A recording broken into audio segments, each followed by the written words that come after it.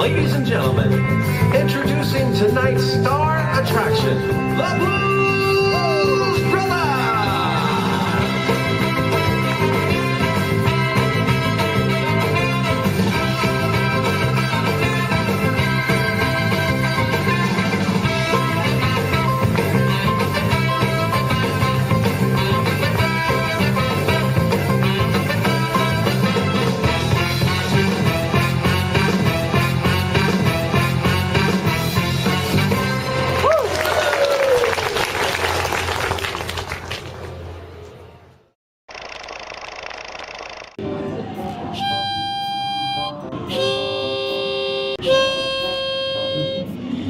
はい、皆さんこんにちは。USJ によってね、暗黒面に押されたところ、玉際です。はい、今日はね、3月27日ですね。今ね、USJ に来てるんですけど、今日がね、皆さん何の日か分かりますか？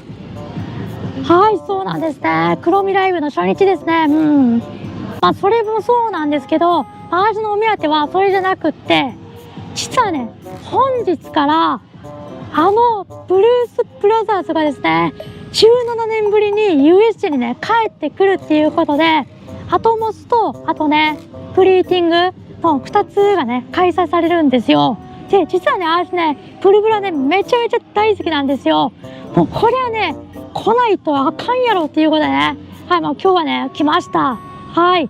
で、グリーティングはね、入り口のところにある、車がね、展示されてるんですけど、そちらの方で開催されます。で、そのアトモスのアルティメットブルースバッシュっていうショーはですね、午後から開催されるっていうことで、今ね、午前なんで、とりあえずね、グリーティングの方ね、先に行きたいんですけれど、なんとこのグリーティングね、時間が一切公開されてないんですね。なんでそんな意地悪なことするん？ということで今回は USJ25 周年を記念して、なんと17年ぶりに復活するブルース・ブラザーズのイベントを紹介します。これ吹かれへんのよね。バカみたいに見えるからやめとくわ。主な催しは2つ。1つはユニバーサルカーツ&スターズコレクションだが、こちらではブルースモービルが展示され、さらにシェイクとエルウッドのグリーティングも開催されます。2つ目はアルティメットブルースバッシュ。これはセサミストリートのクローバーとクッキーモンスターとコラボした25分間のステージショーとなっています。どういうことって思うでしょうが、実はこの2人はブルース・ブラザース関連のパロディグッズを多く出しており、まあそういうつながりからです。クローバーは2秒くらいだけ映画でも出てましたね。そうそう、実は映画を見たことないなどというすっとこどっこいがいるかもしれませんので軽く紹介しましょう。ブルース・ブラザースは1980年公開のユニバーサル映画。かつて世話になった孤児院が固定資産税を払えず立ち退きの危機に、ブルース兄弟はバンドを結成してお金を集めます。音楽の力で孤児院を救う感動ストーリー。と思いきや何やらかんやらあって警察やネオナチに追われる羽目に、あらゆる障害がブルース兄弟の行く手を阻みます。シカゴの街をぶっ壊しながら突き進む怒りの納税ロード。果たして彼らは無事に税務署にたどり着き固定資産税を払えるのか。大人が全力で作った超バカ映画。そんな作品です。USJ では開演以来、ほぼ常設で彼らのショーがあったのですが、2009年で終了。その後も主にアーシみたいな解雇中から復活を希望する声もちょくちょくありましたが、あれから17年。ついに彼らが帰ってきました。いや別にリメイクが作られるだとかそういった後ろ盾もないしマジでびっくりやわ。場所はステージ周8前というラブホテル内のような絶妙に人通りの少ない場所にあります。でも、まあ随分と場所を取るイベントなので、ここくらいしかないですけどね。ここでは、アメリカングラフィティ、ブルース・ブラザーズ、バック・トゥ・ザ・フューチャー、バックドラフトの4作品にゆかりの車が展示され、さらに、車の持ち主として、ドクとブルース・ブラザーズの2組のグリも開催されます。しかし、このグリのスケジュールは完全に非公開。なので、会えたらラッキーという感じです。しかしヒントもあります。実はグリが開催される20分ほど前になると、車の前に規制シートが敷かれるんですね。シートがもし敷かれていれば、あと20分以内にグリが開催されるというサインなわけです。入園時にちらっと覗いた際は何も敷いてませんでしたが、果たしてどうなってるでしょうね。はい、では会場に着きました。いや、いつ見ても壮観っすね。いずれも USJ がもともと保有しているコレクションですが、ブルース・ブラザーズの車だけが今回新しく納車されたものです。多分ここに9割予算使ってます。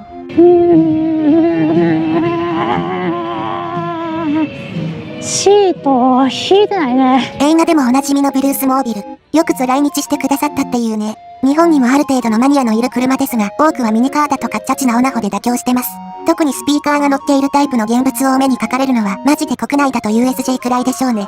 映画ファンはぜひ訪れたいスポットとなっています。いやー、ブブルースモービルね、とにかくね、再現度が高くてね、めちゃめちゃかっこいいですね。これはね、USA25 周年のためにね、わざわざアメリカから輸入してきたものになっているらしいです。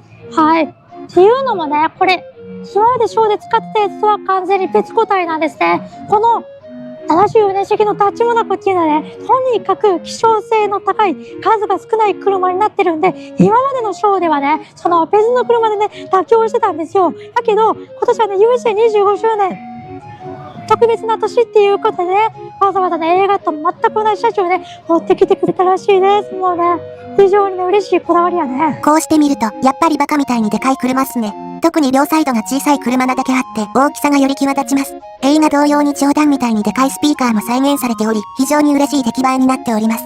もしかしたら歴代のユニバーサルパークで最高の出来栄えかもしれないっす。ナンバープレートもちゃんとイリノイ州になってます。シカゴまで106マイル、ガソリン満タン、タバコ半箱、暗闇でサングラスしてるっていう映画のモノマネもできますよ。このね、エイジングの感謝もね、もうめちゃくちゃね、リアルでね、もうなんか、久しぶりに USJ を押しててよかったなってね、感じるね、出来栄えになってます。はい、なんかね、たまにね、その、昔の映画のね、テーマパークとしての USJ が好きなんだったら、来なくていいじゃんみたいな、なんかうざがらみをね、されることもあるんですけど、めちゃくちゃ当たり前なことを言うとね、日本にここだけなんですよ、ユニバーサルスタジオって。だからね、ユニバーサル映画がね、好きなね、だったらね、ここを押さざるを得ないんですよね。だからね、本当に、久しぶりにね、この、映画ファンにはね、たまらないね、イベントがね、来てくれてて、もうめちゃくちゃ嬉しい。エイジング加工は細部まで徹底的にこだわっていて、特に見えますか？フロントガラスはワイパーで拭き取ってる部分だけ汚れが取れてる演出もされています。この車は目撃情報によると、どうやら横浜港高から大阪に運ばれたみたいですが、その道中では、このような加工はされてません。なので、これらのペイントはいずれも USJ が独自でやったことになります。そうなるとこれは、レンタルではなく、お買い取りということなんでしょうかね。この車がどういう契約で来日したのかは謎ですが、そんな話をしてるうちに、クルーさんがやってきて、シートを敷いていきました。あ、もうすぐ来そうですね。ところで、今日は少し、いつもと違う準備をクルーがしていました。気温などのコンディションを測ってたんですね。言われてみれば、今日は少し暑いです。この程度でクリが中止になるとは思いませんが、今後は土壇場で中止になるという回も増えてくるでしょうね。しかも、このグリーティングは開催時刻の不明なため、より一層翻弄されそうです。じゃあね、そろそろね、シートも引いてて黒ライなんで、ちょっと場所取りしときます。ということで、ついにブルブラがやってきました。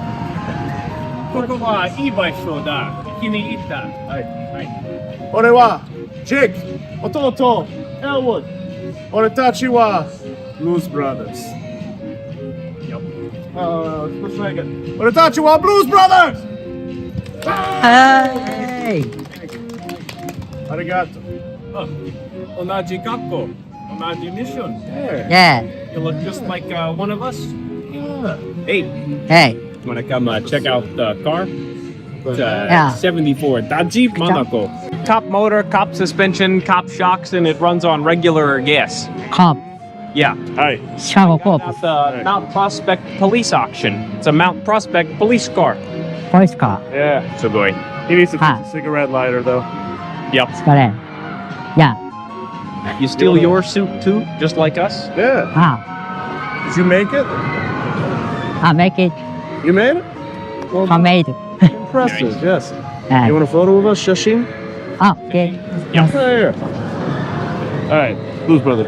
There. Yeah, that's it.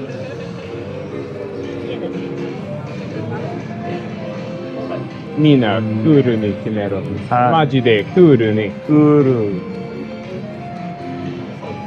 Thank you. はい。ありあがとう。りがとう。 Uh, ありがとう。 bye. ありがとう。 Oh, Bye. nice your earring. Yeah. Come here, Jake. Well, you're. It's got a little like a cross on it. Oh. For the pingin. Hey. Oh. Hey. Yeah. Oh. Yeah. Oh. Aha. Well done. Thank you. Yep. Arigato. Thank you. Ah. Yeah, we got you. Yes. One more. Oh, of course. Oh. Hey, Ah,もういいか。 can you play the harmonica? That's awesome.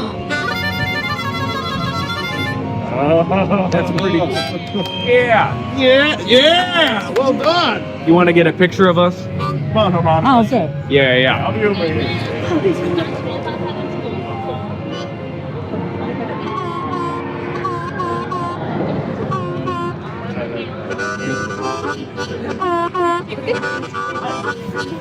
すごっ。 Pretty good. Yes ありがとう。ということで、とても楽しいグリーティングでした。てか、足小さすぎひん。写真見返してびっくりしてんけど、2作目の方に出てきたガキンチョかと思ったわ。ちなみに毒ほどの人気はないものの、他のゲストにも好評な印象でした。なんだろう、客入りがそこそこの地下アイドルって感じ。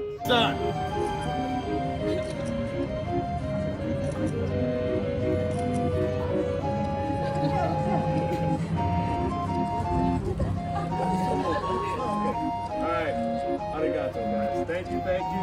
You've been wonderful. But we gotta go. Tell them why, Elwood. Chicago A. Exactly. Yep. Thanks, you guys. Bye. はい、ということでね、プルプラのね、栗ね、体験してきました。いやーね、正直ね、始まる前まではね、グリーティングとして成立するのかなってちょっとね、心配してた部分もあるんですけど、めちゃくちゃね、良かったですね。トークもね、すごい面白かったし、一般のね、あんまり詳しくなさそうなゲストからのね、評判もすごく良さそうやったし、本当にこれがね、ちゃんとグリーティングとして成立するってね、いうのを確信を持ってね、開催してくれたっていうことね、すごくね、嬉しく思います。じゃあそろそろね、時間なんでね、ショーの方見に行きましょうか。あ、毒来るんですね。では、そろそろ時間なので、アルティメットブルースバッシュを見に行きましょう。それにしても、先ほどの栗は期待値以上の仕上がりでしたね。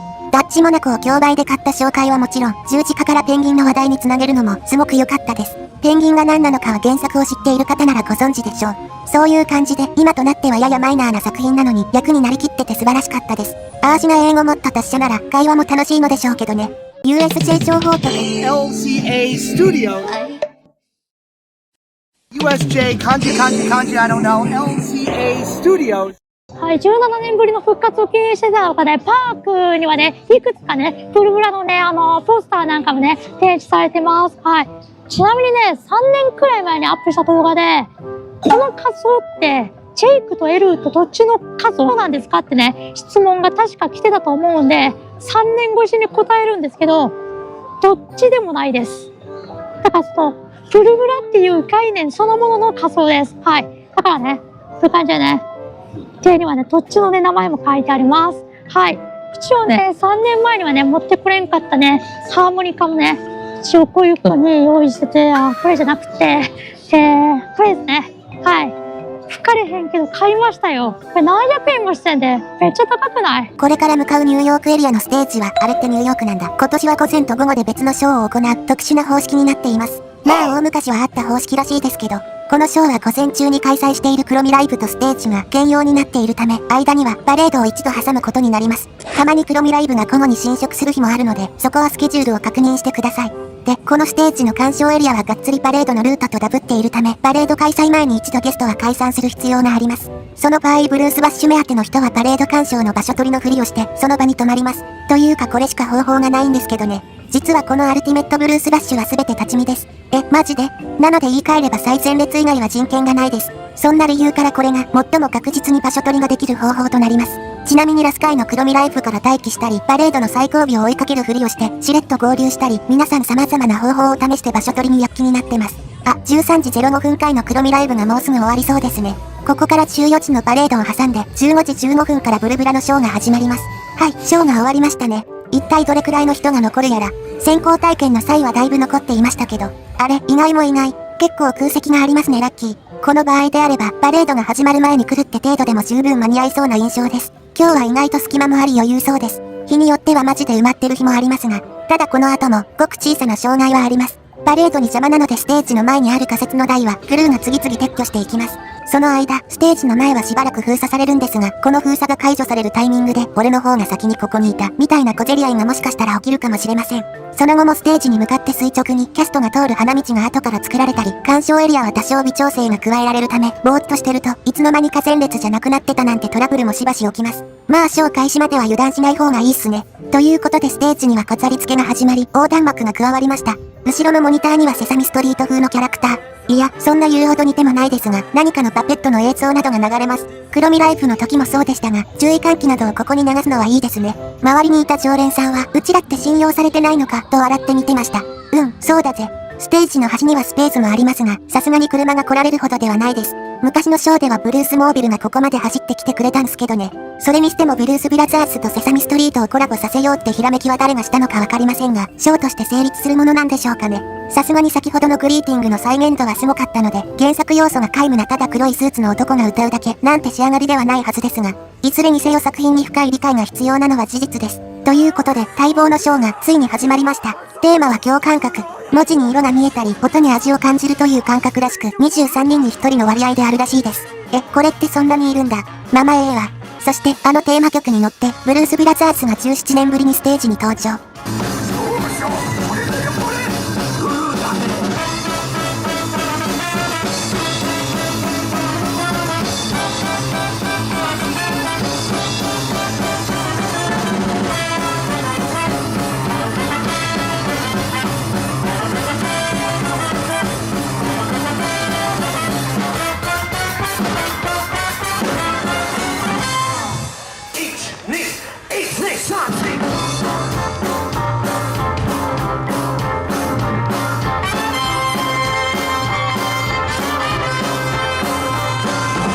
かなり大きな歓声が上がりましたね。なんかショーのテーマをがっつり間違えてるセサミストリート組と他のメンバーが関空の自衛官で捕まってるブルース・ブラザーズがタッグを組み、様々な色の音楽を奏でるという内容。そういう感じに落とし込んだんやね。めちゃええやん。最近 USJ を好きになった人はここを黒ミステージなんていう呼び方をしてますが、もともとは彼らのステージでしたからね。非常に感慨深いものがあります。当然ながらブルース・モービルは登場しませんが、後ろのモニターにて映像だけ出てきます。映画にもあった跳ね橋をジャンプするシーンが映った時は嬉しかったですね。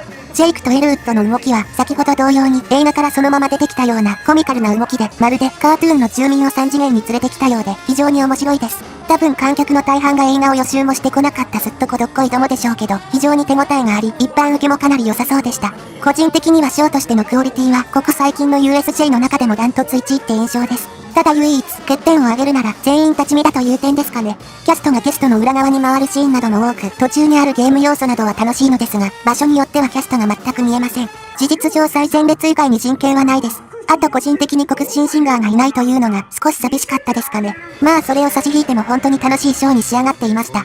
これはリピートしちゃいます。アーシはこれまでショーパレに一切興味はなかったですが、これは千秋楽とか泣いちゃうかもっすね。期間限定なんて言わずに永住してもええんやで。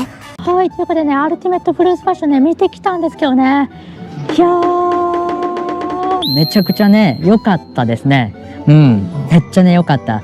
僕がね、ブルース・ブラザーズ好きやからっていうのを差し引いても、ちゃんとね、ショーとしてのクオリティが高かったし、なんならここ最近のショーで一番良かったんじゃんっていうくらいね、とにかくね、めちゃめちゃ面白かったですね。で、最初ね、始まる前までは、セサミとどうやって融合させんねんのっていう部分がね、ちょっと不安ではあったんですけど、ちゃんとね、お互いのキャラクターが引き立ってるし、ちゃんとジェイクとエルウッドがおる意味っていうのもあったし、っていうかね、そもそもね、原作のブルブラ自体ね、ジェイクとエルウッドがね、ずっとセンターで歌ってるわけじゃないんですよ。他のキャラクターにも見せ場があって、で、他のキャラクターが歌ってる時とかね、二人ずっとね、後ろの方でね、これ、ウェーっていうね、こんな変な歌いとかね、してね、盛り上げ役の方にね、回るんですよ、二人って。で、ちゃんとね、そういう部分が今回のショーではね、うまくね、セサミのキャラクターと融合してたんちゃうかなっていうふうに思いました。はい。非常にね、良かったですね。で、あとね、USJ オタク目線の話をすると、USJ におるブルブラって、時折ね、関西弁とかね、話すんですよ。で、今回のブルブラも、ちゃんとね、懐かしい USJ 仕様になってて、なんでやねんって言うたりとかね、なんか関空のネタとかもすごいね、面白かったですね。本当に、17年ぶりのね、USJ がね、なんか帰ってきたなっていう感じがしてね、もう USJ ファン目線としても面白かったし、映画ファン目線としても面白かったし、もうめちゃくちゃ良かったですね。はい。ただね、やっぱりね、席がね、めちゃくちゃ取りづらいっていうのがね、難点ですよね。なんなら黒ミライブよりも難易度は高いかもしれないですね。はい。で、個人的にちょっと思ったことやねんけど、カーズコレクションの方で、ダッチモナコ、どっから見つけてきてみたいなダッチモナコね、展示してたじゃないですか。あれって、果たして本当にこの1年しか使わないつもりなんすかね。なんか、ちょっと投資としてはあまりにもでかすぎるというか、レンタルとかじゃなかったら、ちょっとでかすぎる年やなって思うんで、もしかしたら来年以降も、やってくれないかなっていうふうにはね、ちょっとね、期待してるんですけどね。はい。まあ、少なくともね、カーズコレクションの方のグリーティングっていうのは、来年のね、3月まである予定らしいんで、まあ、もしかしたらテーマは多少変わるかもしれないですけど、ブルブラのショー自体はね、もう来年までやるのかなっていうふうに思います。そんな半年限定とかじゃないと思います。はい。ということでね、ちょっとね、他にもいろいろとね、話したいことね、たくさんあるんですけど、なんかもう長くなりそうやからもうここで終わってきます。はい。ということで、まあ、今回の動画はね、これで以上になります。また次回ね、ご期待ください。それでは、さよなら、さよなら、さよなら。